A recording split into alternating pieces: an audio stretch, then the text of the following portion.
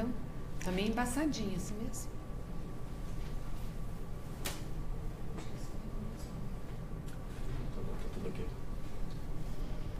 Então vamos lá. Olá pessoal, tudo bem?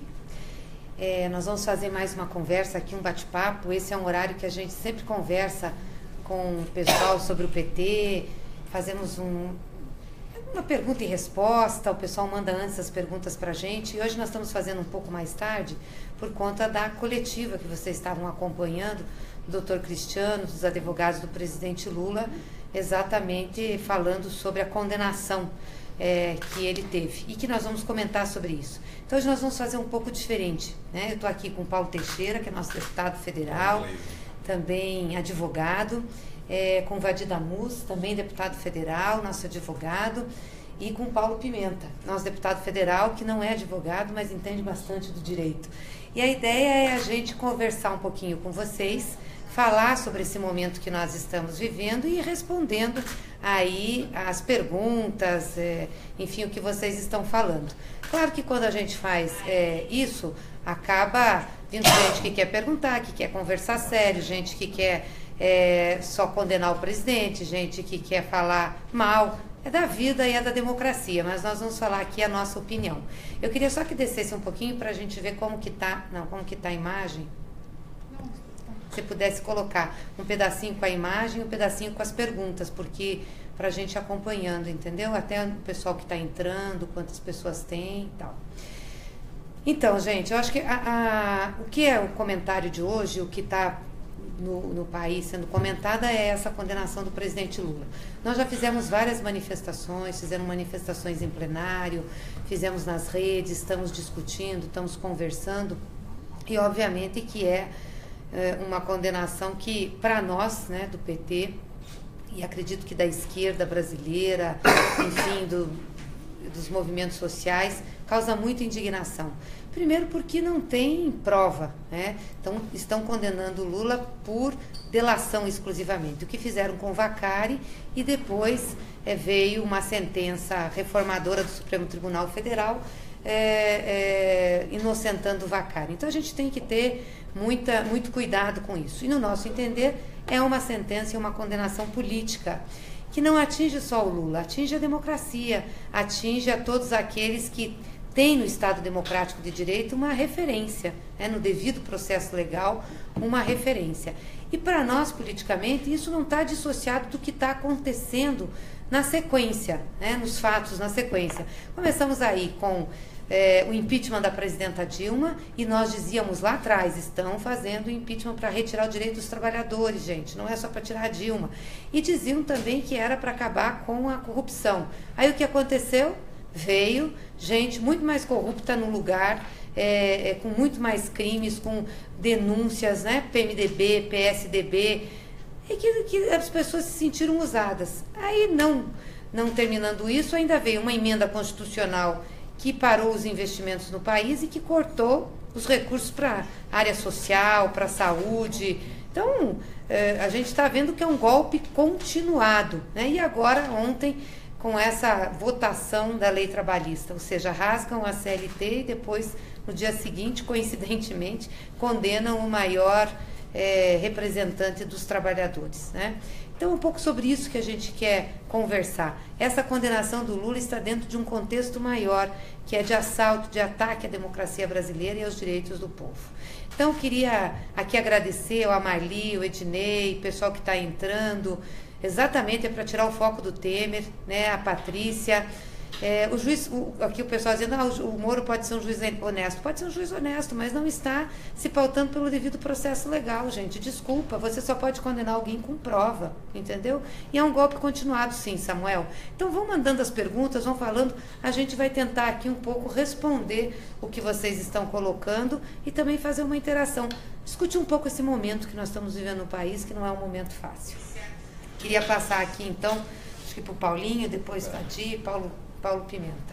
Bom, eu quero dar uma boa noite a todos os seguidores do Facebook, dar uma boa noite para a nossa presidenta Gleisi Hoffmann, para os meus colegas Vadir Damus, Paulo Pimenta. Eu também tenho um sentimento de tristeza hoje, tristeza com o país, tristeza com o momento que nós estamos vivendo, porque essa justiça que condenou o Lula sem provas não pode ser chamada de justiça. Isso não é justiça. Esse juiz que acumulou os papéis de investigador, portanto, do delegado de polícia, de promotor, de acusador, que provocou e executou todo tipo de violência contra o Lula, arbitrariedades, ele prendeu o Lula, invadiu a casa do Lula, revirou a casa do Lula, divulgou ligações telefônicas que ele não tinha condição de divulgá-las. Assim, ele é um juiz que não está à altura da justiça. Ele não é um juiz que se encaixa na democracia. É um juiz de um estado de exceção. O papel dele ele está cumprindo. Ele queria tirar o Lula da eleição. E ele, então, está cumprindo esse papel de tirar o Lula da eleição. Eu acho que o Brasil não pode admitir, porque esse tipo de justiça, que é parcial, esse tipo de juiz, que é um juiz que faz um trabalho político, que já tinha antecipado a sua decisão, que brasileiro que não achava que ele fosse dar essa decisão, né? Esse tipo de justiça, ela não pode existir no Estado Democrático de Direito. Não se pode condenar sem provas. O Lula está sendo condenado por ter, a acusação é que ele ganhou um apartamento que ele nunca usou, nunca passou para o nome dele, tem dono, que é a OAS, é um fundo de investimento da OAS na Caixa Econômica Federal, né?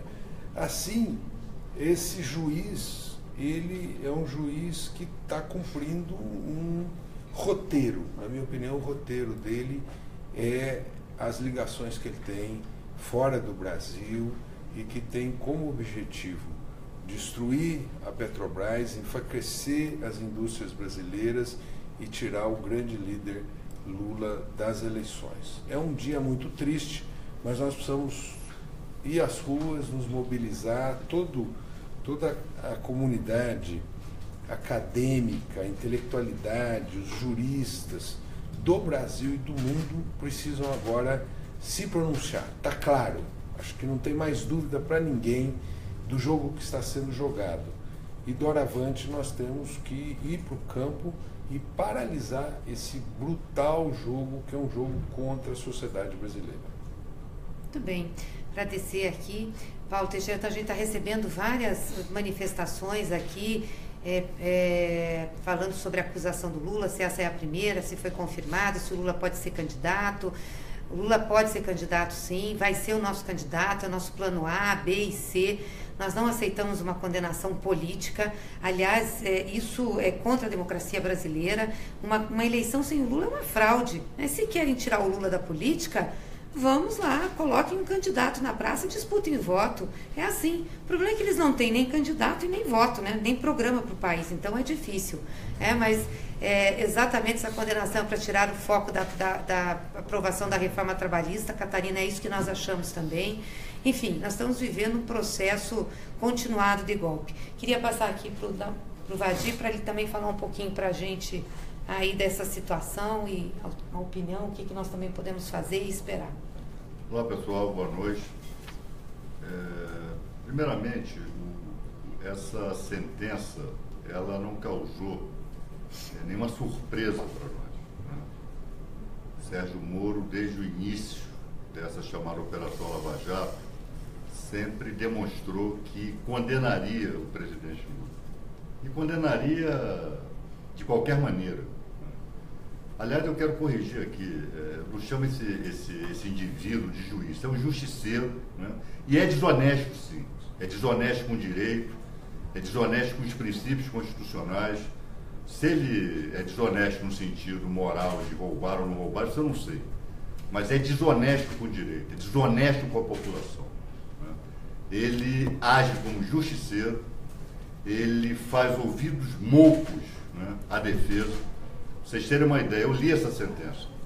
Primeiro, uma sentença com 200 páginas, né, para condenar alguém, já mostra o intuito do juiz. Né? Como é que o juiz precisa de 200 páginas para condenar alguém, senadora Gris? Né? E nós vamos, 65 páginas da sentença são dedicadas a ele, Moro. E aí entra um aspecto que foge até o jurídico, é o aspecto psicanalítico. Eu não sou psicanalista, eu não sei como enfrentar essa questão, porque ele passa 65 páginas tentando provar a inocência dele, Moro, dizendo que é um juiz imparcial, que ele é isento, que ele não tem nada contra o presidente Lula, etc, etc. 65 páginas. 25 páginas tratando de Léo Pinheiro, né? Que é exatamente o aspecto da condenação baseada tão somente em delação premiada. As testemunhas de defesa do presidente são eles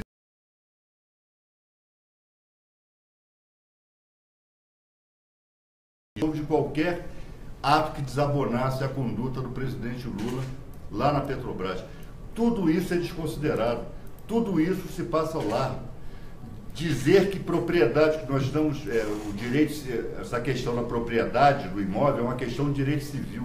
O que interessa a ele, no âmbito do direito penal, é corrupção e lavagem de dinheiro, sem conseguir mostrar qualquer nexo entre esse apartamento e os crimes de lavagem de corrupção passiva. Então isso é desonestidade, sim.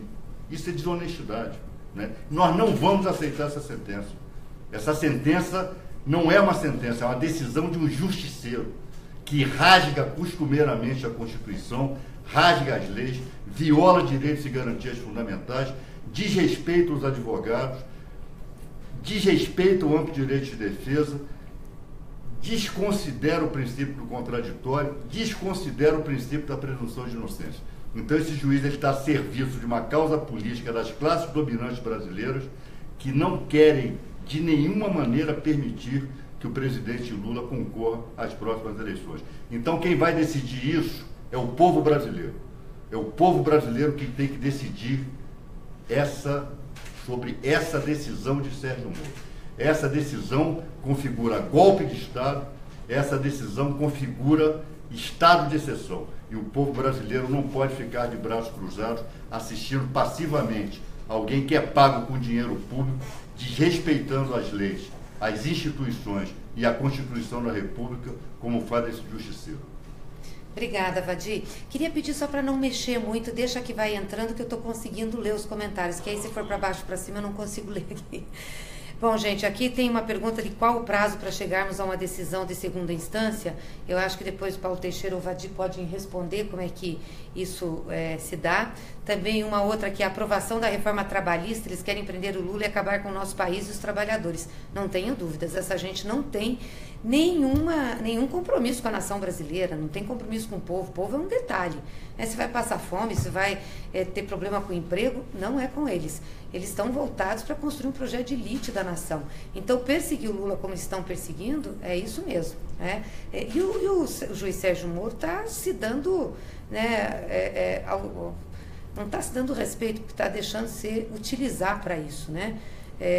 Fazendo uma sentença como essa, querer dizer que o Lula não vai, ou insinuar que o Lula não vai poder ser candidato, né? Depois eu acho que tanto o Vadi como o Paulinho podem explicar aqui o que isso implica nessa questão da candidatura do Lula.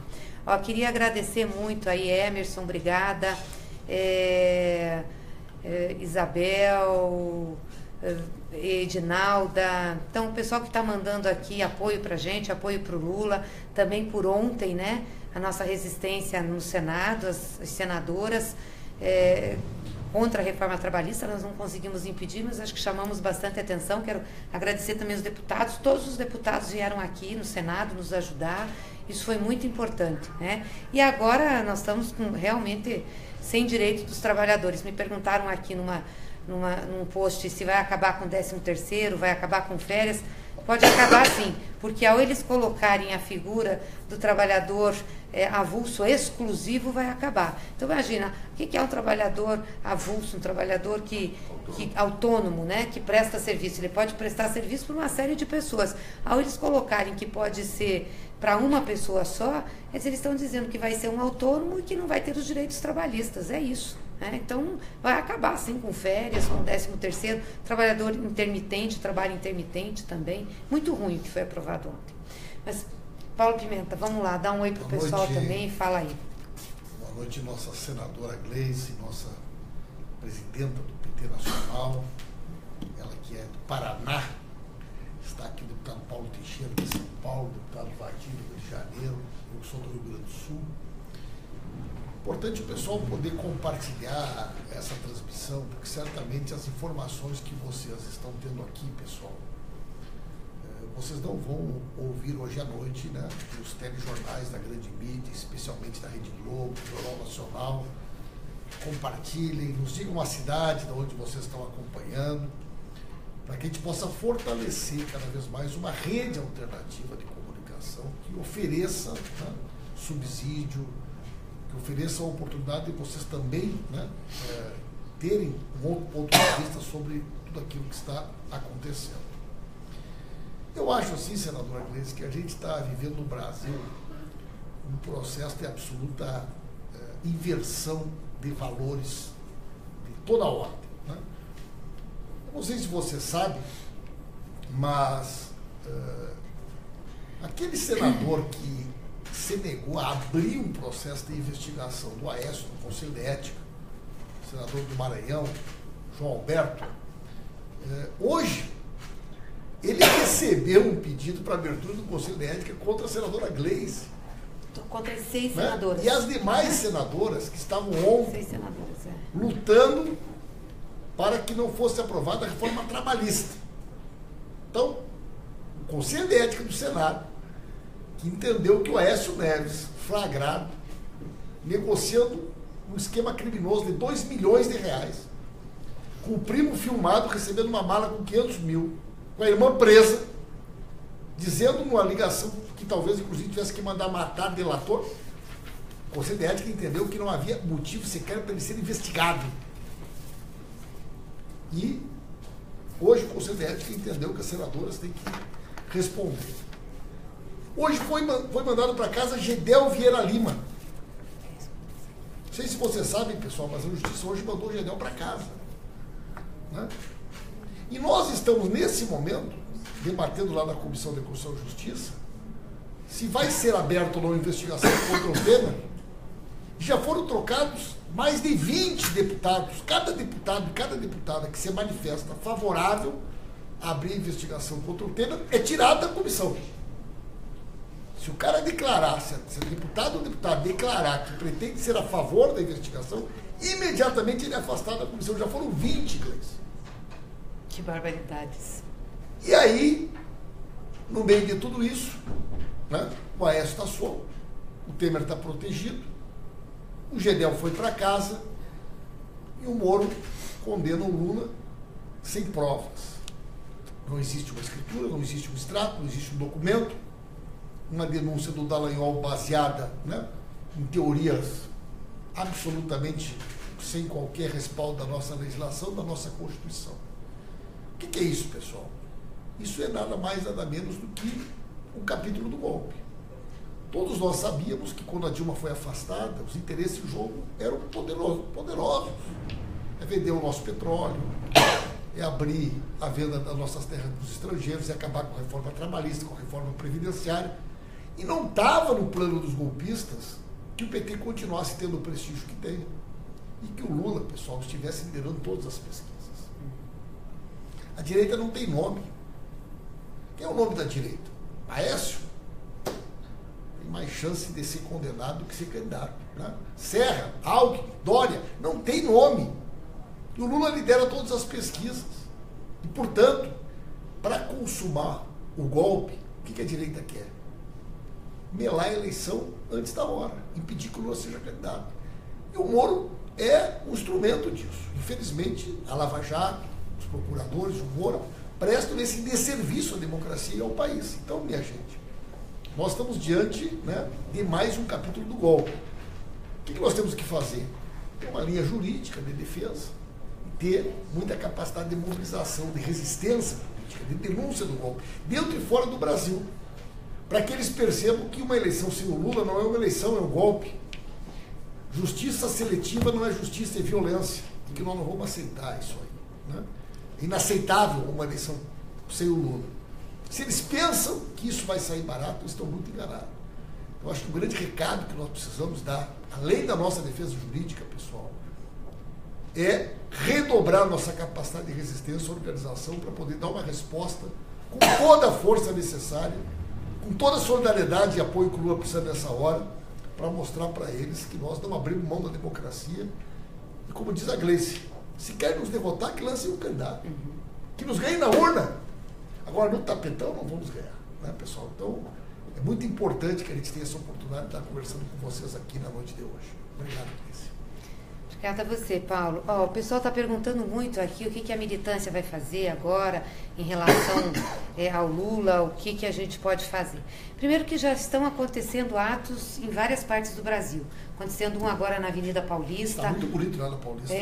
Aqui em Brasília também, acontecendo ato. Ou seja, o pessoal espontaneamente, movimentos sociais, a militância partidária está indo para a rua para protestar contra essa sentença política que foi dada pelo Moro. E nós temos que estimular isso, né? Nós já soltamos notas, tanto o PT Nacional, as nossas bancadas, já falamos em plenário hoje, na Câmara dos Deputados, aqui no Senado, manifestações na rede, está todo mundo tuitando, colocando no Facebook, WhatsApp, falando exatamente da inconsistência da sentença do Moro, né? E amanhã nós vamos estar com o presidente Lula. Às 11 horas, a partir das 11 horas, lá na sede nacional do PT. Vai a bancada do Senado, vai um grupo de parlamentares, deputados federais, nem todos podem ir, né, pessoal, porque vocês estão aqui com a votação na Comissão de Constituição e Justiça, discussão e votação sobre o Temer, então a bancada vai ter que permanecer, mas vai uma representação. Vamos ter lideranças de várias partes do país, para ir lá mostrar para o Lula que nós somos solidários ao presidente, que ele é o nosso líder, que ele é a pessoa que merece o nosso respeito, tem a nossa confiança, que nós sabemos que é inocente e que nós vamos lutar muito, que ele vai ser nosso presidente de novo, para acabar com essa barbaridade que está no país. As pessoas estão voltando a ter fome, gente. Não é possível, nós já tinha tirado a fome do Brasil e agora nós voltamos a ter fome. Então nós queremos sim defender o Lula, vamos estar aguerridos. Então participe nas redes, faça post, se tiver na tua cidade convocação de ato, vá, né? As direções estaduais e municipais do partido estão reunindo a Frente Brasil Popular, Frente Povo Sem Medo, os nossos sindicatos, enfim, o movimento social, exatamente para fazer atos em defesa do Lula. Porque defender o Lula não é defender o PT, não é defender o Lula como candidato. Nós do PT defendemos o Lula como candidato. É defender a democracia. Porque se fazem isso com o Lula, fazem com qualquer pessoa. Nós não podemos aceitar isso. E como disse o Paulo Pimenta, se querem tirar o Lula da política, lance candidato. Venham e disputem. É legítimo, é da democracia. Tá? Tem uma pergunta aqui, Paulinho, que eu queria ver se você respondia, que é qual o prazo para a gente chegar a uma decisão de segunda instância. Aí eu queria uma caneta aqui, gente, se puder. Então, Gleice, obrigada. Primeiro dizer que não é uma sentença justa, é uma sentença injusta. Não se pode chamar isso de justiça, mas sim de injustiça. E nem ele pode ser chamado de juiz de direito. Moro não é um juiz de direito. O direito não o norteia. O que norteia é a política. Assim, ele é um juiz de primeiro grau, um juiz singular. A decisão dele não é uma decisão final. O presidente Lula pode recorrer ao tribunal, que aí sim é colegiado, mas também, além do Tribunal Regional, ele tem o STJ, o Superior Tribunal de Justiça, e o Supremo Tribunal Federal, para trancar essa ação. Na minha opinião, essa ação não podia sequer ter tramitado porque não tinha um juiz imparcial. Esse é um juiz que tem lado, ele está do lado de um time, o time jogando com 12, e está tentando tirar um jogador que é craque, que é o Lula do jogo. Isso acontece muito no futebol. Quando o cara é muito bom, o técnico chama e fala, derruba. É o que eles estão fazendo com o Lula, tentando derrubar o Lula. Exatamente. Os prazos, a defesa estima que é 9 meses, mais ou menos, o prazo para esse julgamento no Tribunal Regional do Rio Grande do Sul, eventualmente também passar pelas instâncias superiores, né?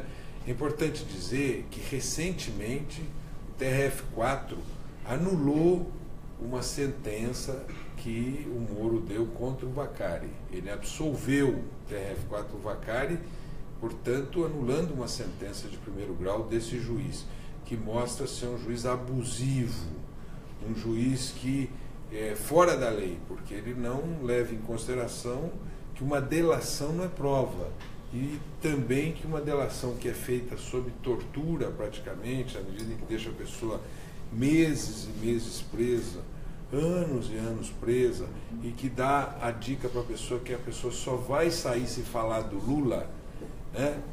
Isso não é prova. E esse é um processo que eu digo que não é uma teoria das provas, é uma teologia das provas, porque aquele promotor, aquele procurador, o Dallagnol, ele é digamos assim, um pastor, e ele misturou os assuntos aí entre o direito e a religião, tá certo?